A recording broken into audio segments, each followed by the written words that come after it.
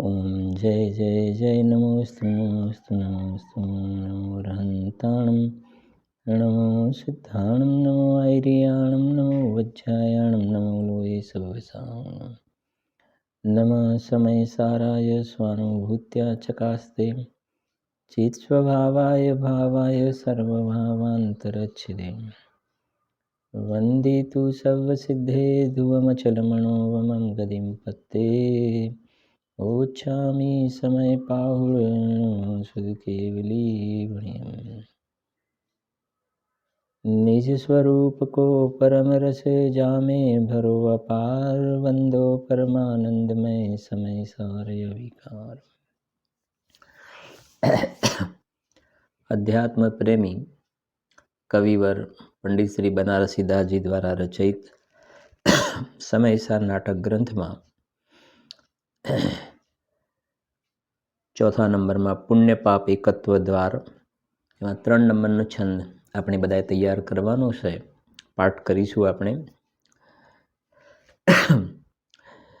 जैसे काहू चंडाली जुगल पुत्र जनेतीनी एक दियो बाभन के एक घर राख्यो हेम बाभन कहायो तीनी मध्य मास त्याग कीनो चंडाल कहायो तीनी मध्य मास चाख्यो हेम तैसे एक वेदनी करम के जुगल पुत्र एक पाप एक पुण्य नाम भिन्न भाख्यो हेम दो माही दौर धूप दो कर्म बंध रूपम याते ज्ञानवंत नहीं को अभिलाख्यो हेम। गई कालना स्वाध्यायमां पण आपणे वात थई हती के आ अधिकारमां मात्र पुण्य अने पापनुं वर्णन करवुं छे एटलो ज आ अधिकारनो सब्जेक्ट नथी। शुं कह्युं? आ अधिकारनो विषय खाली पुण्य अने पाप भावोनुं वर्णन करवा सुधी सीमित नथी, पण एनाथी आगळ अधिकारनुं जे हृदय हार्ट बंने भावोमां कोई जातिनो भेद नथी। शुभ भाव अने अशुभ भाव ए बंनेमां कोई पण प्रकारनो भेद नथी ए सिद्ध करवुं छे अहींया गाड़ी। अने अनादिकाळथी जीव आ बंने शुभ ने अशुभ भावो वच्चे भेद जुए छे। अत्यारे पण जोवामां आवे अनादिकाळथीनी वात छे ने आ वर्तमानमां पण जीव आ तो भूल करी रह्यो छे।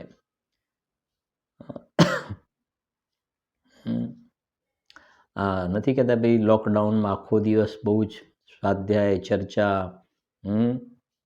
આખો દિવસ આનું આ જ એનો મતલબ આખો દિવસ શુભ ભાવ બહુ સારું રહ્યું લોકડાઉનમાં તો પહેલા 3 મહિના તો ઘણું સારું રહ્યું સમજાય છે કે નહીં શુભ ભાવ એમાં સારું રહ્યું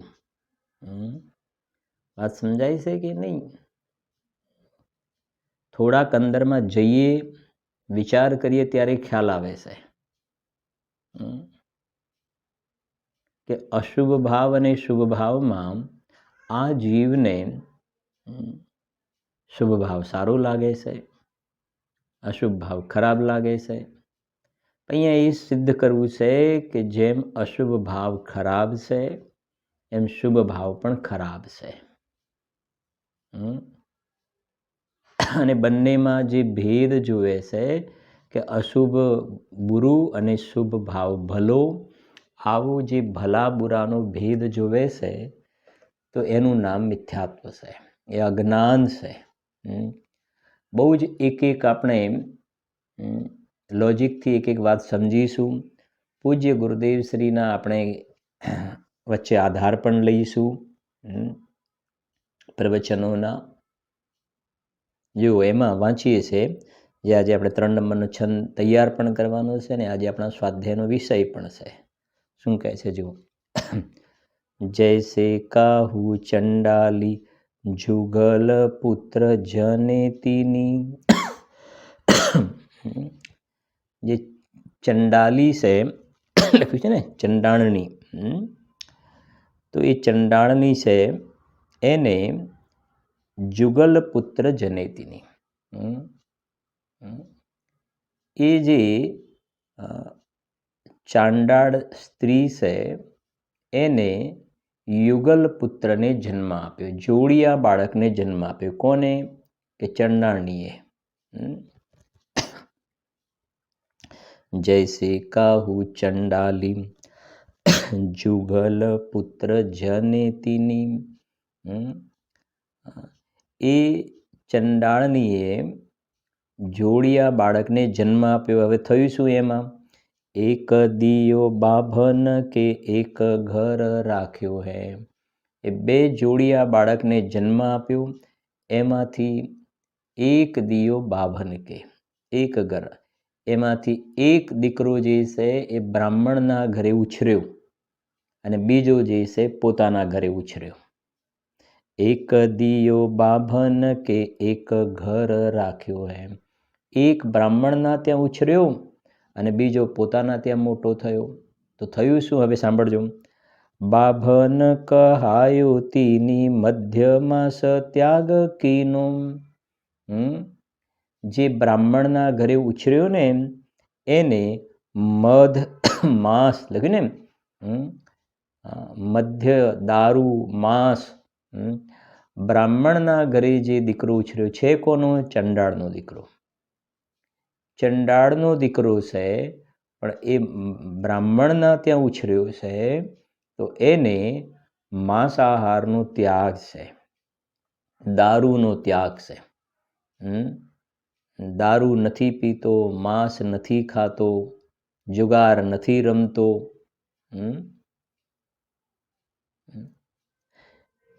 એનું જીવન એ પ્રકારે છે. અને બીજો કેવો છે?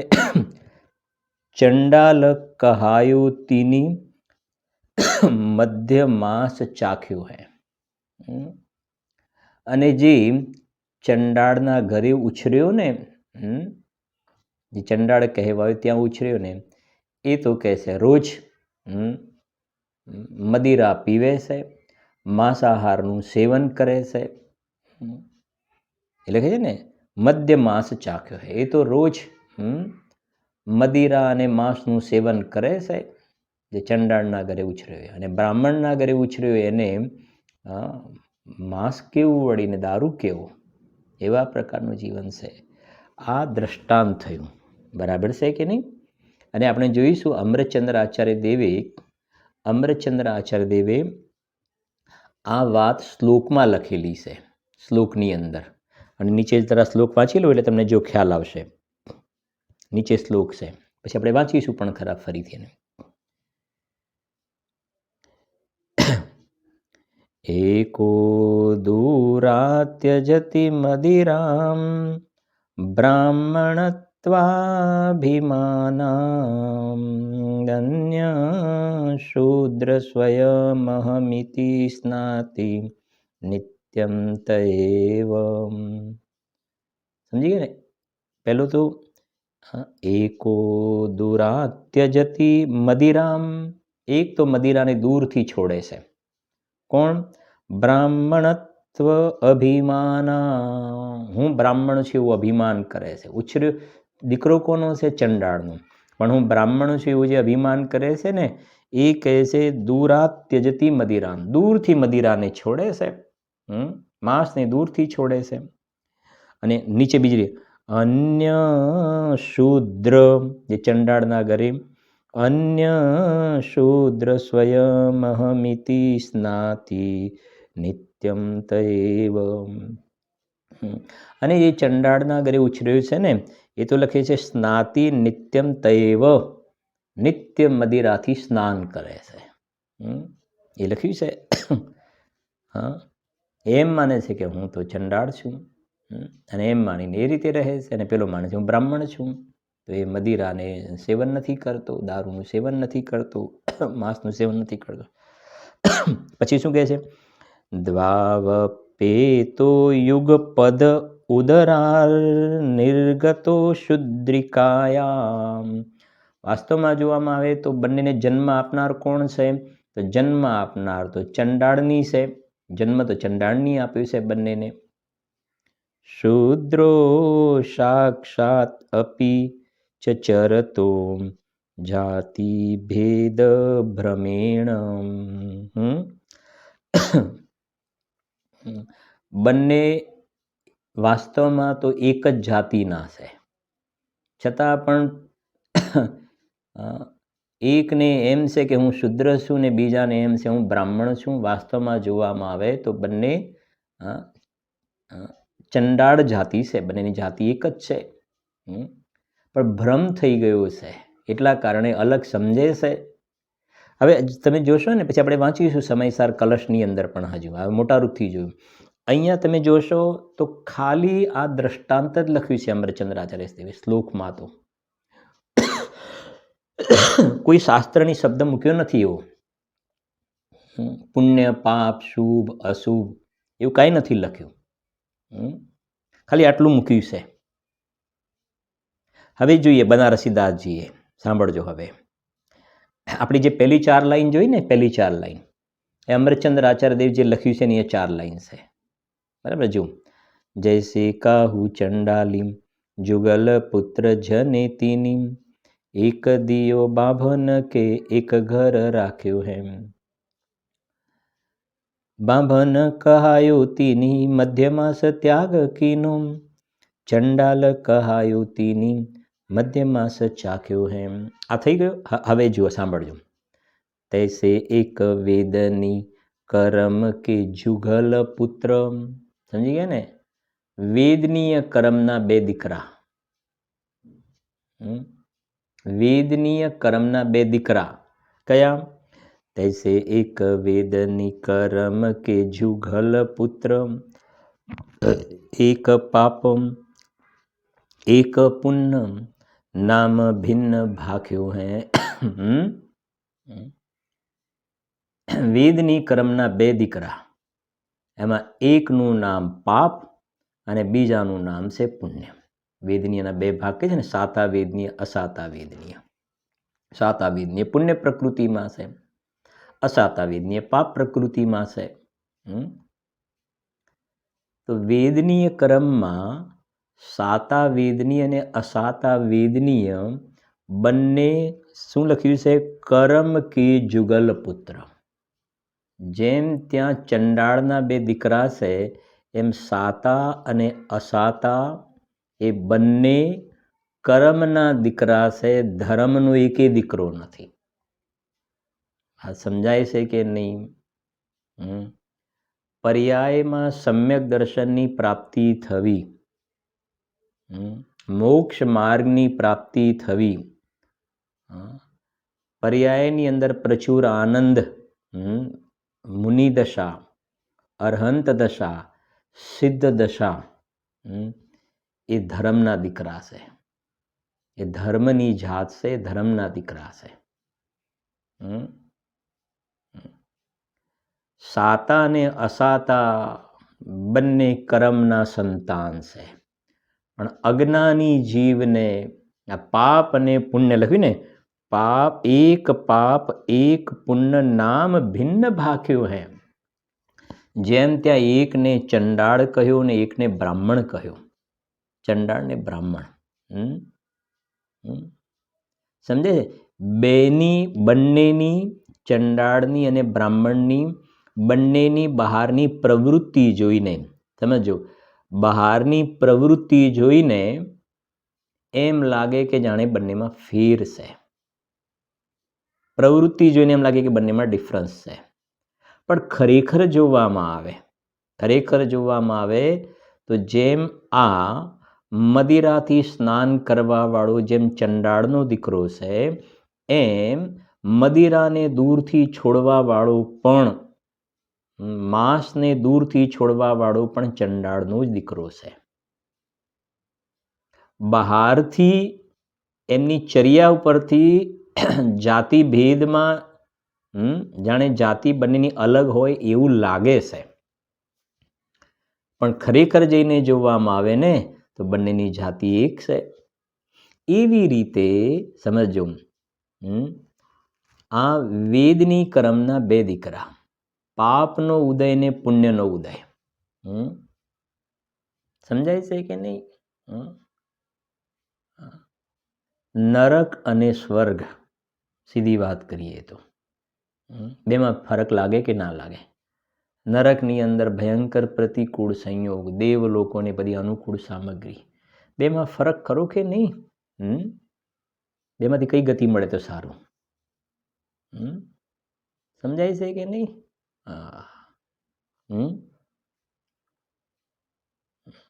જવાનું તો છે, નક્કી કરો. ખ્યાલ આવે છે? તો જેમ પેલામાં બંનેની બહારની પ્રવૃત્તિ, એમ વેદની કર્મમાં સાતા વેદનીયનો ઉદય હોય તો બધું બહારમાં સાતાનો ઉદય હોય તો બધું પુણ્યનો વૈભવ જોવામાં આવે છે. અસાતાનો ઉદય હોય તો બહારમાં પાપના ઉદયમાં પ્રતિકૂળતાઓ જોવામાં આવે છે. તો બંનેમાં આ જીવ એમ કહે છે કે આ સુખી છે, આ દુઃખી છે, આ સુખી છે, આ દુઃખી છે. તો જેમ પેલા દ્રષ્ટાંતમાં બંનેની બહારની એક્ટિવિટી જોઈને એમ નક્કી કર્યું કે બંને અલગ અલગ છે, રિયલમાં તો બંનેની એક જાતિ છે. એવી રીતે ચાહે બહારમાં પુણ્યનો ઉદય હોય કે પાપનો ઉદય હોય, સમજાય છે? બહુ બહુ જ ધીરજથી સમજવા જેવી છે આ તત્વની વાત. આ સાંભળવું છે ને એ પ્રમાણે અંદરમાં રિયલમાં પરિણમનમાં જ્યારે જીવ એ પોતાના વાસ્તવમાં એ પોતાને એ કહેવાય ને ગહેરાઈથી વિચારોમાં પોતાને મૂકે ત્યારે એને ખ્યાલ આવે કે પુણ્યનો ઉદય અને પાપનો ઉદય, એમાં આ જીવને પુણ્યના ઉદયમાં મીઠાશ વર્તે છે. પુણ્યના ઉદયની અંદર એને મીઠાશ વર્તે છે, અને જે પાપનો ઉદય આવે ને એની અંદર એને ખૂબ ખેદ વર્તે છે, ખેદ વર્તે છે. એનો અર્થ એ થયો કે એક ગમ્યું અને એક ના ગમ્યું, એક સારું લાગ્યું ને એક ખરાબ લાગ્યું. હવે અહીંયા એ કહેવું છે કે બંને કર્મના દીકરા છે, એમાંથી એકે ધર્મનું ફળ નથી. શું કહ્યું? બંને કર્મનું ફળ છે, ધર્મનું ફળ નથી ભાઈ. હવે કર્મના ફળની અંદર જે ભેદ જોવે છે ને, કર્મના ફળની અંદર જે ભેદ જોવે છે તો વાસ્તવમાં એની દ્રષ્ટિ તો બહારમાં કર્મ ઉપર જ રહીને, અને આ કર્મના ભેદમાં, કર્મના ફળમાં ભેદ જોવે છે તો એ જીવ કહે છે કે મિથ્યાત્વનું મોટું પાપ બાંધી રહ્યો છે, મોટી ભૂલ કરી રહ્યો છે. શું ભૂલ કરી રહ્યો છે સમજશો તો ખ્યાલ આવશે તમને કે આ પાપનો ઉદય ને આ પુણ્યનો ઉદય, એમાં પાપના ઉદયની અંદર ઠીક નથી લાગતું ને પુણ્યના ઉદયમાં મજા પડે છે. આવું બંનેમાં ભેદ જાણ્યો, ભેદ ન હોવા છતાં ભેદ જાણ્યો અને પુણ્યના ફળમાં મજા પડીને રોકાયો ને, એમાં નુકસાન અનંતકાળથી એ થયું કે અંદરમાં પોતાનો જે શુદ્ધ આત્મા, ભગવાન આત્મા, જે પુણ્ય પાપથી રહિત તત્વ છે, જે અંદરમાં વાસ્તવમાં અતિન્દ્રિય જ્ઞાન અને આનંદનું બનેલું તત્વ છે, એના ભોગવટાથી જીવ વંચિત રહી ગયો. સમજાય છે કે નહીં? એ સાચા અર્થમાં રિયલમાં અતિન્દ્રિય આનંદનો સ્વાદ આવવો જોઈએ, અતિન્દ્રિય સુખની પ્રાપ્તિ થવી જોઈએ ને. અનાદિથી આ ભગવાન આત્માને તિરોભૂત થયો. અને બીજા શબ્દોમાં કહીએ તો બસ એનું નામ જ છે આ ભગવાન આત્માનો, શુદ્ધાત્માનો અવર્ણવાદ થયો છે. અનાદિકાળથી જીવે આનો અવર્ણવાદ કર્યો છે. આ આત્મામાં આશ્રય સાચું સુખ પ્રાપ્ત થાય એને પુણ્યના ઉદયમાં સુખ માન્યું, અને પાપના ઉદયમાં દુઃખ માન્યું. પણ એ કહે છે કે બંને કર્મના દીકરા છે. ધર્મની પ્રાપ્તિ નહીં થાય, ધર્મનું ફળ નથી એ. ધર્મના ફળમાં તો કોઈ નિર્વિકલ્પ અદ્ભુત આનંદનો સ્વાદ આવે છે. ધર્મનું ફળ અલગ છે ભાઈ. ધર્મના ફળમાં તો સમજો, ધર્મના ફળમાં તો બહારમાં પાપના ફળ હોય. નરકની વાત કરીએ ને, ધર્મના ફળમાં તો બહારમાં પાપના ફળ હોય. એ વખતે પણ જીવો સમ્યક દ્રષ્ટિ આનંદની ઘટાઘટી કરે છે. અને જેને અંદરમાં આ ધર્મી એવો આત્મા જોયો નથી, ધર્મનું ફળ એવું સમ્યક દર્શન જેને પ્રગટ થયું નથી ને, એને બહારમાં પાપનો નહીં પુણ્યના ઉદય હોય. બહારમાં પુણ્યના ઉદય હોય ને તો પણ એ જીવ ભયંકર દુઃખી જોવામાં આવે છે, અનંત દુઃખી જોવામાં આવે છે. મિથ્યાત્વ અનંત અનુબંધી કષાયો, અંદરમાં કષાયોની હોળી સળગે છે એને. આ છે મોટું અંતર, આ છે. અને આ એટલા માટે આ અધિકાર આવ્યો છે કે આ પુણ્ય ફળ અને પાપ ફળ એ બંને સામે જોવાનું બંધ કરી અને ધર્મનું ફળ શું છે એ પર્યાયમાં એ ધર્મની દશા પ્રગટ કરો. મહામોક્ષ ફલ પ્રાપ્ત ફલમ નિર્વપામિતિ. એ મોક્ષ ફળ એ ધર્મનું ફળ છે. સ્વર્ગના ફળ વૈમાનિકમાં સ્વર્ગમાં દેવ બની જવું એ ધર્મનું ફળ નથી. સ્વર્ગનો મોટો દેવ થયો રુદ્ધિઓ વાળો, એ કોઈ ધર્મનું ફળ નથી. આને તો દેવોની વૃદ્ધિઓ સાંભળીને એમ થાય કે આપણને એવી વૃદ્ધિ હોય તો કેવું. સમજી ગયા ને? અને વધારે શું કે નિદાન શબ્દ તમે સાંભળ્યો હશે, નિદાન, માયા મિથ્યાત્વ નિદાન. આ જે વારંવાર નિદાન કરીને પોતે, ખાલી થોડી પુણ્યની વાત કરું છું, બાંધેલા ઊંચા પુણ્યને નિદાન કરીને બાળી નાખે છે. અજ્ઞાન દશાની થોડી પુણ્યની નિદાનનો થોડું ભાવ સમજે તો ખ્યાલ આવે. જેમ સમજો કે અડધો કલાક મંદિરમાં પૂજામાં બેઠો, વિધાનમાં બેઠો, સમય શિખર જાત્રાએ જાય છે, ભગવાનની પૂજા ભક્તિ કરતા હવે સમજો કશાય મંદ છે ને, પુણ્ય બાંધે છે અને રસ્તાઓમાં વાંદરાઓને એક ઝાડ પરથી બીજા ઝાડ પર કૂદતા જોયા ને, તો આવું પણ બોલે છે કે જો આ વાંદરાઓને કોઈ ચિંતા ખરી? વાંદરાઓને કોઈ ચિંતા ખરી? કાંઈ ચિંતા નહીં. બસ એક ઝાડ પરથી બીજા ઝાડ પર જવાનું, બધું ખાવાનું અને કોઈ કાંઈ ચિંતા નહીં. ધંધો વ્યાપાર, છોકરાને ભણાવવા, લેવા જાઓ, મૂકવા જાઓ, કંઈ ચિંતા ખરી? મારો કહેવાનો ભાવ સમજાય છે કે નહીં? એને એ જે પેલી કષાય મંદમાં જે પેલું પુણ્ય બાંધ્યું હતું ને, ઊંચા પ્રકારનું, એ અજ્ઞાન દશાની થોડી વાત કરી રહ્યો, સમજજો પહેલાં. ક્યારે આપણે આવા બધા જાતિના તત્વ વિચાર જે ટોડરમલજી સાહેબે લખ્યું છે ને, હવે સંભવ છે કે તે શિખરજીની પૂજા પાઠ વગેરે કરતો હતો ને, એ વખતે દેવગતિ બાંધતો હતો. દેવગતિ.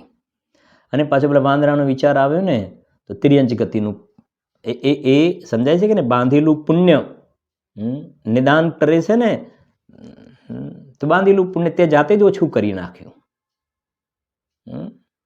આકાશમાં એક સાથે બધા ચકલાને ઉડતા જોવે ને, એક આખું ચકલાઓનો સાથે જતો હોય ને, કે જુઓ પક્ષીઓને જો આકાશમાં ગગન વિહાર, સમજાય છે કે ને? બસ કરો પછી ગગન વિહાર. જાઓ મરીને ચકલાની અંદર. કાંઈ ખબર નથી ને જગતમાં, તો એ પ્રમાણે જોવામાં આવે ને. એના શું કહેવાય, લૌકિકમાં જે કવિ હોય એની કવિતાઓ પણ લખે બધી. હવે વધારે તો શું કહીએ, લૌકિકમાં તો આપણે એવું ભણવાનું આવતું હતું. ભણવાનું એ કેવું આવતું હતું કે જો હું આવું હતું ને, જો હું ચંપલ હોઉં તો, આવતી હતી આપણે શું કહેવાય ને, આત્મકથા. મને જો હું ચંપલ હોઉં એટલે કે હું આ ભગવાન આત્મા નહીં, આવું તો આવતું જ નહોતું આપણે ભણવાનું. કે જો હું ભગવાન આત્મા હોઉં તો અરે અહીં કહે છે કે ભગવાન આત્મા હોઉં તો નહીં, હું તો ભગવાન આત્મા છું જ. આ ગુરુદેવ શ્રીએ આપણને આ પાઠ શાસ્ત્રોના આધારે ભણાવ્યો. આ પાઠ છે સાચા તો, આ પાઠ છે. હવે એના ઉપર તો આપણું ધ્યાન જતું જ નથી. અને જો હું ચંપલ હોઉં તો હવે પછી મારો આ રીતે મારો આ રીતે ઉપયોગ કરવામાં આવ્યો અને હું આવું ઘસાયો અને નીચેથી મને કાંકરા વાગ્યા અને મને આમ થયું ને આમ થયું. પછી એમાં એવું હોય કે છેલ્લે હું મરી ગયો એવું ના લખાય. છેલ્લે કેમ કે મરી જાય એમ લખે તો આત્મકથા ન લખાય. આવું આવતું હતું ભણવાનું. જો હું ચંપલ હોઉં તો, બોલો. એવી રીતે જો હું કાગડો હોઉં તો વિચાર કરો. હવે આવું જો હું કાગડો હોઉં તો પછી એના માટે તૈયાર કરવાનું. કાગડો હોઉં તો શું શું કરું. વાંદરો હોઉં તો, જો હું વાઘ હોઉં તો પછી એના માટે તૈયારી કરો. વાઘ હોઉં તો હું આવું કરું, જંગલમાં આમ કરું. અરે ભલા માણસ, હું શું વાઘ હોઉં તો.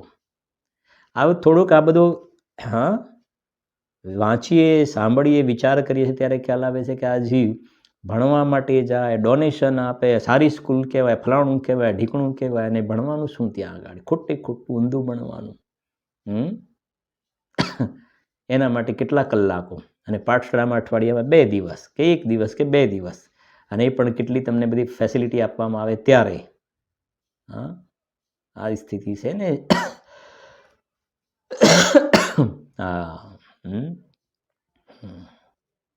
એવું પણ છે ને. આ બધું બહારમાં જોઈએ એટલે ખ્યાલ આવે ને. છોકરાઓને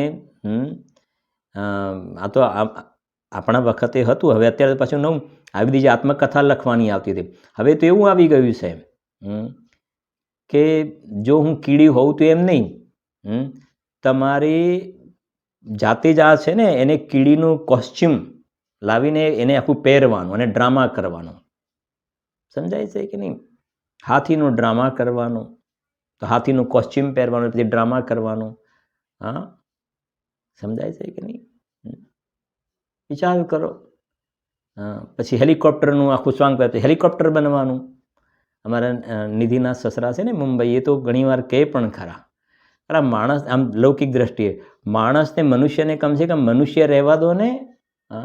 મનુષ્ય હવે એને કીડી બનાવો, હાથી બનાવો, વાઘ બનાવો, એરોપ્લેન બનાવો, માછલી બનાવો ને કાર બનાવો. હવે એને પૂદગલ બનાવો. સમજાય છે કે નહીં? કાર બનાવો એટલે પૂદગલ બનાવો, માછલી બનાવો એટલે ત્રિયંશમાં જાઓ, હાથી બનાવો, એના કોસ્ચ્યુમ એના માટે તૈયારી કરો. અને પછી નંબર આવ્યો એટલે ઓહો, પહેલો નંબર આવ્યો એટલે શેમાં કાગડો બન્યો એમાં પહેલો નંબર આવ્યો. ખ્યાલ આવે છે કે નહીં? કેવા રોંગ ટ્રેક ઉપર ગાડી જઈ રહી છે ને એને આપણે અપડેટની સંજ્ઞા આપીએ છીએ. ખ્યાલ આવે છે? એને આપણે મોડર્નની સંજ્ઞા આપીએ છીએ. અત્યારનું જનરેશન, તમારું જનરેશન તો બધું ખ્યાલ આવે છે ને. એ નાના છોકરાઓ તો હવે 3rd જનરેશન થઈ ગયું ને. વચ્ચે એક જનરેશન આવ્યું ને એના પાછળની થઈ ગયું આપણે તો બધા. હવે આ છે બહારમાં સ્થિતિ. અહીંયા એ કહી રહ્યા છે એ બધા બહારમાં જે જોવામાં આવે છે એ કોઈ ધર્મના ફળ નથી ભાઈ. અને તને એમાં એકમાં સારું ને એકમાં ખરાબ લાગે છે. એ કહ્યું ને, અંદરમાં જેને આત્માના આશ્રય ભગવાન આત્માની જેને અનુભૂતિ થઈ છે એને બહારમાં આ સાતાનો ઉદય હોય કે અસાતાનો ઉદય જાણે છે કે આ તો ભાઈ કર્મની જાત છે, કર્મના સંતાન છે, ધર્મનું સંતાન નથી. ખેંચાતા નથી એ બાજુનું આકર્ષણ નથી હોતું. અને અજ્ઞાની જીવને પાપનો ઉદય આવે તો છટપટ થાય છે, છટપટાય છે.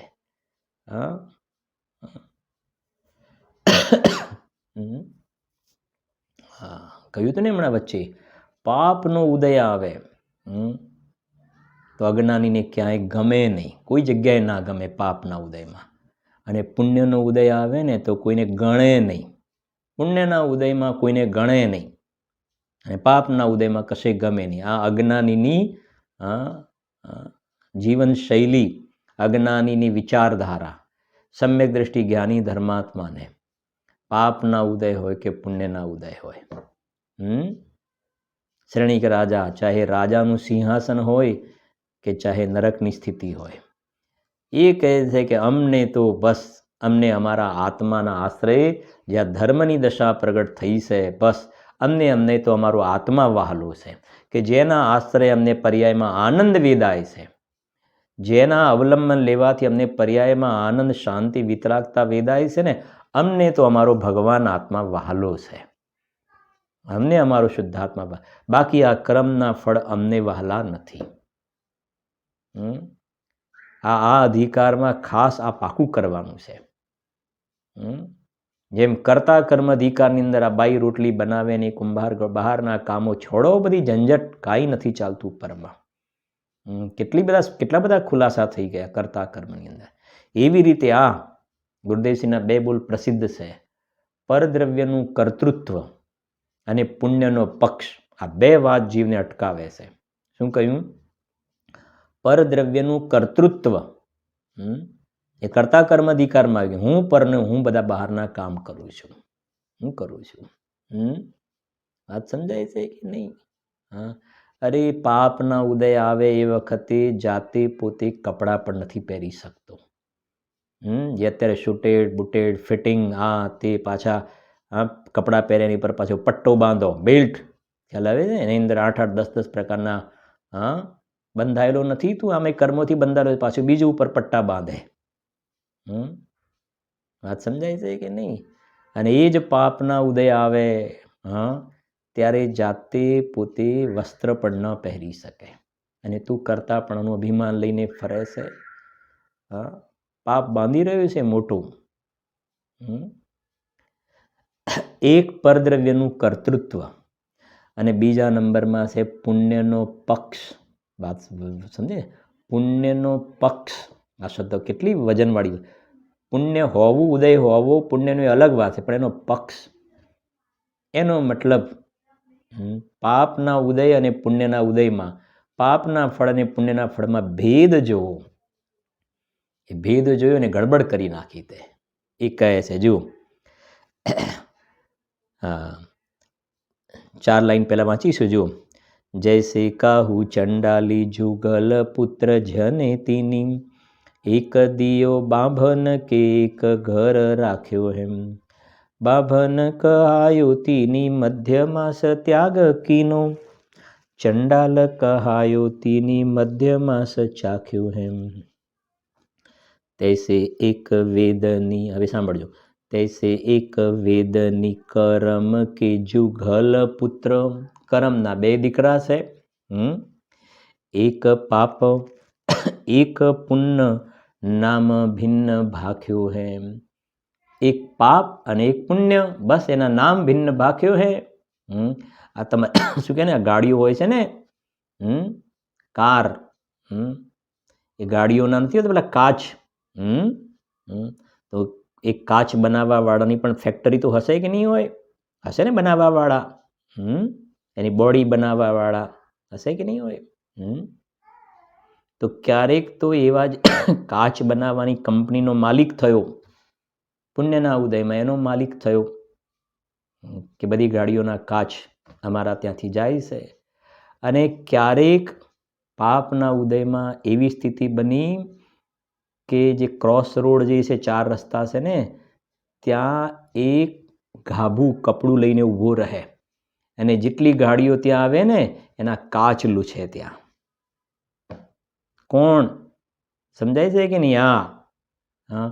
પુણ્યના ઉદયમાં બધી ગાડીઓમાં અમારા કાચ લાગે છે અને પાપના ઉદય આવે તો એ જ બધી ગાડીઓના કાચ લૂછતો જોવામાં આવે, એવા ઉદય આવે છે. સમજાય છે કે નહીં?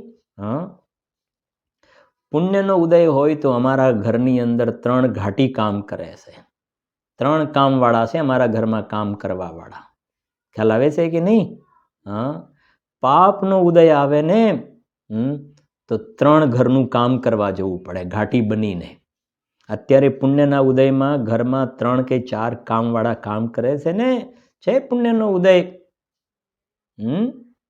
4 માણસો ઘરમાં કામ કરે છે. એક આ કરે, બીજો આ કરે, ત્રીજો આ કરે, ચોથું આ કરે, 4 માણસો રાખેલા છે અમારે. પાપનો ઉદય આવે તો 4 ઘરના સવારથી સાંજ સુધી આ જોઈએ છે ને, આવે છે કે નથી? આ ઘરે કામ કરીને પછી 3-4 ઘરના કામ કરીને ઘરે પહોંચતા હોય છે. પાપનો ઉદય તારે આવશે ને તો આવી જ રીતે તારે પણ 4 ઘરના કામ કરવા પડશે. જો આમાં ને આમાં રોકાયો તો આમાં ને આમાં રોકાયો તો અને 4 ઘરેથી જે કંઈ હોય ને ભાઈ આ લઈ જજો, આ લઈ જજો, આ લઈ જજો. હા, અત્યારે તું કહે છે કે અમારે સાંજે સવારે 4 વ્યક્તિ ઘરમાં હોય તો દરેકને અલગ અલગ આઈટમ જોઈએ તો બધાના માટે અલગ અલગ બને, અલગ અલગ બને. એવો પુણ્યનો ઉદય છે, બધાના માટે અલગ અલગ આઈટમ બને. પાપનો ઉદય આવે ને તો 4 ઘરેથી જે આપવામાં આવે ને એ ખાવું પડે. એટલે આપણે એ સમજી રહ્યા છે કે બહારમાં સાતાના ઉદયમાં, પુણ્યના ઉદયમાં ભરમાઈ જવા જેવું નથી. સાવધાન કરે છે, સાવધાન કરે છે અધિકાર, એલર્ટ કરે છે. કેમ કે પાપનો ઉદય તો કોઈને નથી ગમતો. પાપ રૂપને પાપ તો જાણે જગ સૌ કોઈ. પુણ્ય તત્વ પણ પાપ છે, અહીંયા સિદ્ધ કરે છે. પુણ્ય પણ પાપ છે, કહે અનુભવી બુદ્ધ કોઈ. આ તો આપણે જો સ્ટાર્ટિંગ છે ને, હા, આગળ આવશે ઘણી ચર્ચા. પણ એક અંદરમાં માનસિકતા તો આપણી અંદરમાં બની જાય ને, અંદરમાં એક આપણા ચિત્તમાં, હૃદયની અંદર એ વસ્તુ ક્લિયર થાય કે આ અધિકારમાં આવી બધી વસ્તુ આવવા વાળી છે.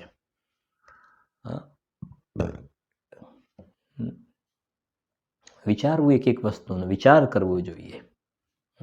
સ્વાધ્યાયમાં બેઠા એટલું નહીં, પછી પણ વિચાર આના કરવા જોઈએ, વિચાર ચાલવા જોઈએ.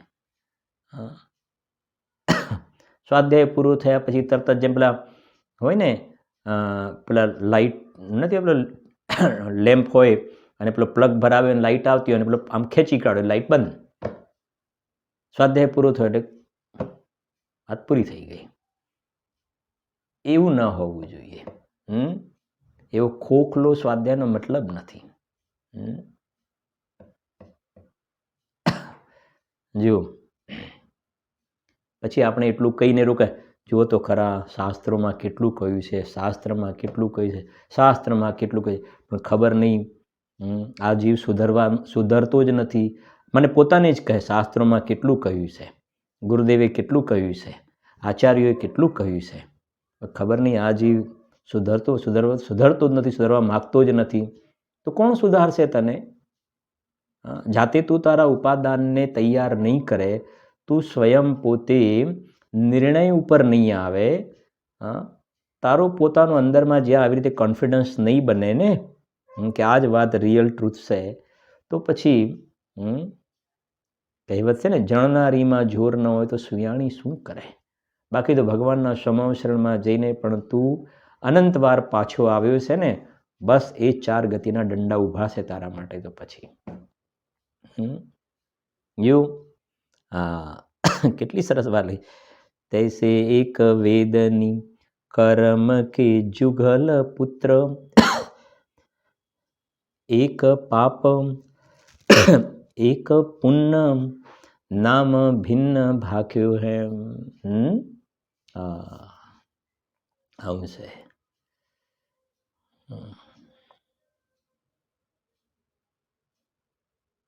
એક પાપ એક પુણ્ય, નામ ભિન્ન ભાખ્યો હે.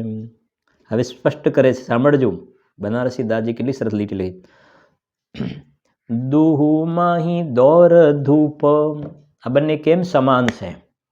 દુહુ માહી દોર ધૂપ, આ તમને શુભ ભાવ થાય કે અશુભ ભાવ થાય, એના ફળમાં થાય શું? દોર ધૂપ, દોડધામ. ક્યાં દોડધામ? સમજી ગયા ને? પંચ પરાવર્તન. એક ગતિમાંથી બીજી ગતિમાં દોડધામ થાય. મનુષ્યમાંથી દેવમાં ગયો, દેવમાંથી ગયો એકેન્દ્રિયમાં, એકેન્દ્રિયમાંથી આવ્યો પંચેન્દ્રિયમાં, ત્રિયંચમાં, ત્યાંથી ગયો નરકમાં, ત્યાંથી નીકળ્યો મનુષ્ય, પાછો ગયો નરકમાં, ત્યાંથી નીકળ્યો ત્રિયંચ થયો, પાછો દેવમાં ગયો. આ પ્રમાણે દુહુ માહી દોર ધૂપ. શુભ ને અશુભ ભાવોમાં આ 4 ગતિમાં પરિભ્રમણ કરે છે. દુહુ માહી દોર ધૂપમ, પછી દોઉ કર્મ બંધ રૂપમ. આ બંને જે શુભ ને અશુભ ભાવ છે, પુણ્ય પાપના પરિણામ છે, એ શુભ ને અશુભ ભાવો જે છે એનાથી જીવ બંધાય છે. બંધાય છે, સીધી વાર આટલી પકડો. હવે બંધાય છે, મુકાતો નથી. કર્મથી મુકાતો નથી, કર્મ બંધનથી મુકાતો નથી. ચાહે શુભ ભાવ હોય કે અશુભ ભાવ હોય, ભગવાનની પૂજા હોય કે દુકાનની પૂજા કરતો હોય, ચોપડાની,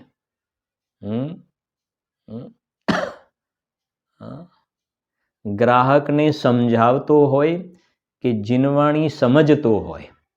શું કહ્યું? ગ્રાહકને સમજાવતો હોય દુકાન પર બેસીને, અને અહીંયા જીનવાણીને સમજતો હોય. બંનેથી જીવ બંધાય છે. બંધાય છે. એ કહે છે દુહુ માહી દોર ધૂપમ, દોઉ કર્મ બંધ રૂપમ.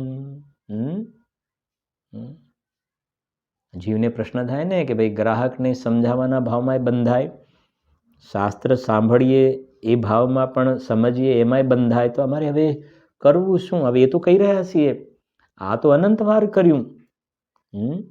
ગ્રાહકોને સમજાવ્યા, દુકાન પર બેસીને ગ્રાહકોને સમજાવ્યા, અને અહીંયા ગાડી શાસ્ત્ર બધાને સમજાવ્યા. ખ્યાલ આવે છે કે નહીં?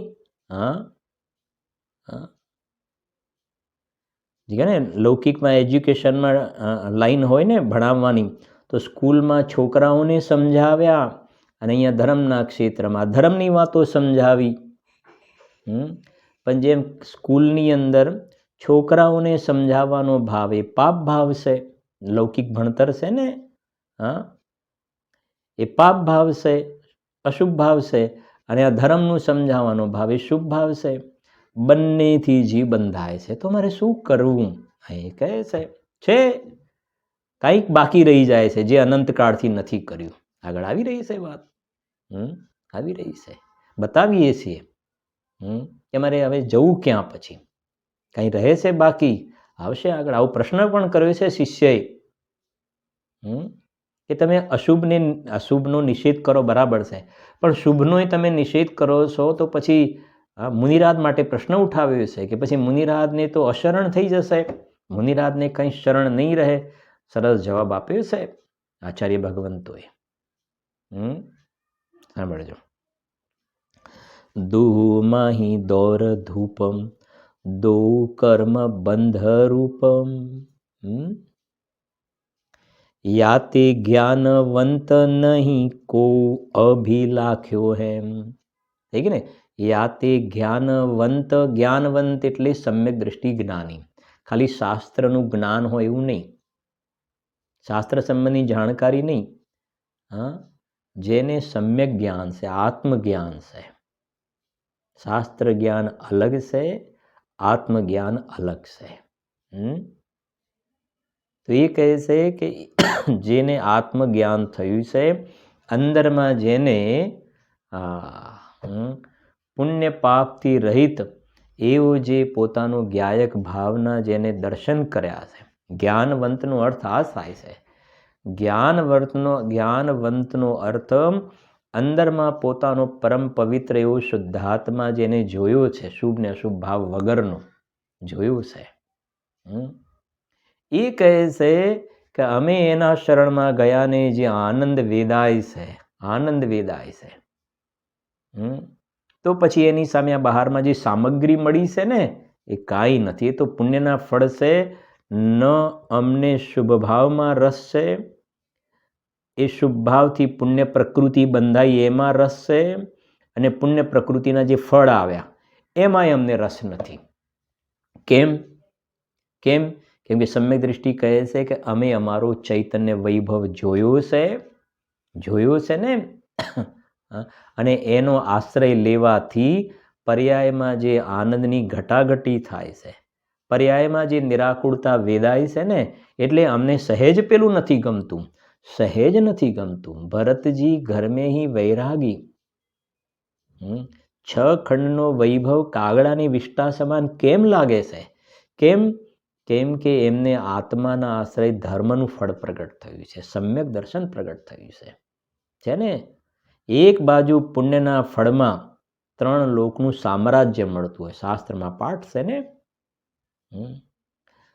3 લોકનું સામ્રાજ્ય પ્રાપ્ત થતું હોય, 3 લોકનું, 6 ખંડ નહીં, પુણ્યના ફળમાં 3 લોકનું સામ્રાજ્ય પ્રાપ્ત થતું હોય, અને બીજી બાજુ સમ્યક દર્શનની પ્રાપ્તિ થતી હોય ને, તો અમને સમ્યક દર્શન મંજૂર છે.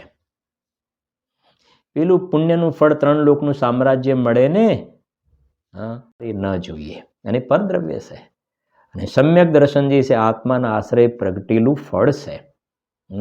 એ પ્રગટ કરવાની અપેક્ષા એ વાત કહી ત્યાં આગાડી એ કહે છે. વિશેષ ચર્ચા આપણે એની કરીશું નેક્સ્ટ સ્વાધ્યાય.